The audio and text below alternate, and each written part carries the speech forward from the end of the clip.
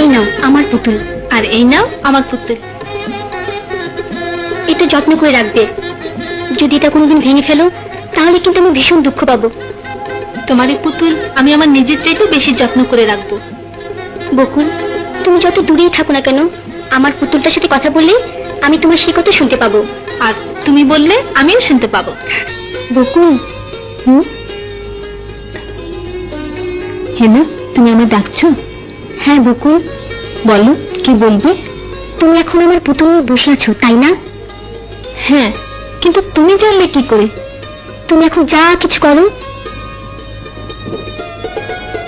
আমি যেখানেই থাকি না কেন সব জানতে পারি। কেমন করে?